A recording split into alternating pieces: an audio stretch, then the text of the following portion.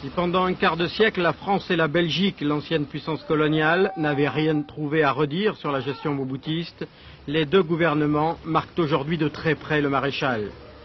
Les deux capitales l'ont poussé à conclure un accord avec son principal opposant, Étienne Tshisekedi. Échec total, la cohabitation n'a pas duré 5 jours. De la coulisse est alors sorti Bernardin Mungulu-Diaka, opposant opportuniste, qui a formé un nouveau gouvernement, lequel vient de prêter serment devant le président. Ce même Mobutu qu'il avait mis en prison en 1980 pour détournement de fonds.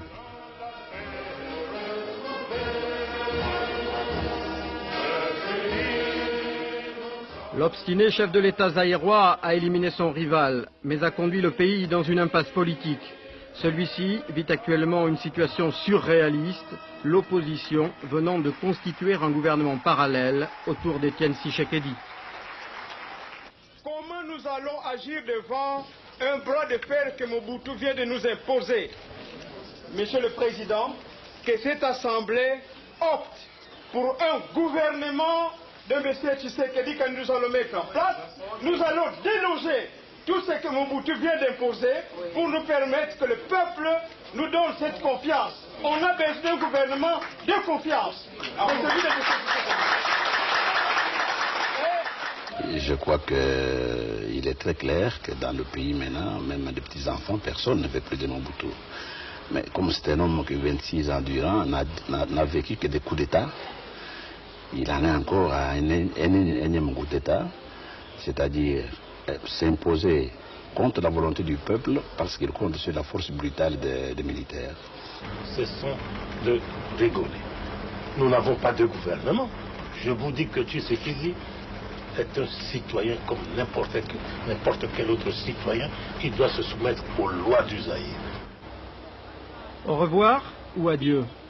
Les étrangers sont partis, évacués par les parachutistes belges et français. Le Zaïre est maintenant livré à lui-même, surtout à ses militaires. Parce que leur solde n'était pas payé, ils ont en septembre et octobre adapté, en l'inversant, un vieux slogan du moboutisme qui voulait que l'on serve avant de se servir. Kinshasa, Lubumbashi et d'autres villes ont été pillées, saccagées. La rue, qui vit au rythme du marché noir, a ses solutions. L'entretien des propriétés et châteaux du maréchal président coûterait 10 millions de dollars par mois. Qu'il reverse cette somme à l'État et il en recueillerait peut-être les fruits électoraux. Parler de sa fortune est pourtant un sujet tabou pour le président. C'est parce qu'on veut nuire à un chef d'État africain. Je ne dirais pas noir, nègre, mais africain. Voilà. Et on en parle depuis combien d'années? Personne aujourd'hui n'est en mesure de dire à telle banque, tel compte, vous avez... Je voudrais et je mets quiconque au défi dans le pays. Ce que je possède, c'est pour mon peuple. Et je l'ai prouvé. J'ai investi dans mon pays, j'ai investi à Badolité, à Goma, ici à Kinshasa. Les preuves sont là. Voilà tout. On connaît le montant de cette fortune? Comment? On connaît le montant de cette fortune? Mais c'est à vous à me le dire. On parle de 2, 3, 4, 5 milliards de dollars. Ah bon? Moi je croyais que c'était dans les 50, 100, 2000 milliards, quelque chose de ce genre. Beaucoup de chiffres sont cités, effectivement. Oh. Qui veut noyer son chien? Vous connaissez la suite.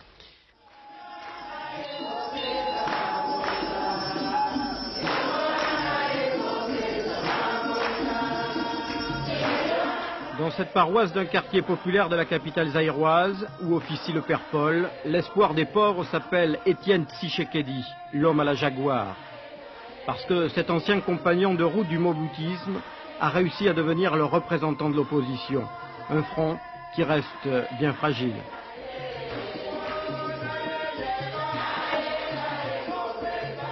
Le Père Paul, de nationalité belge, qui exerce depuis 30 ans dans le pays, tout comme l'épiscopat zaïrois, réclame le changement. On attend quelque chose, on attend du mouvement. Comment ce mouvement va-t-il venir? Ça, on ne sait pas, même le temps. Ce pourrait être un discours enflammé de Tshisekedi? Ça pourrait être un discours enflammé de Tshisekedi, il n'y a aucun problème. Tout le monde est derrière lui, contre le régime. Tout le monde est contre. Ça c'est clair. Tout le monde en a assez, tout le monde est complètement dépassé par ce problème. Et cherche un homme qui peut renverser. Et ils ont confiance en Tshisekedi en disant c'est l'homme qui peut casser Mobutu.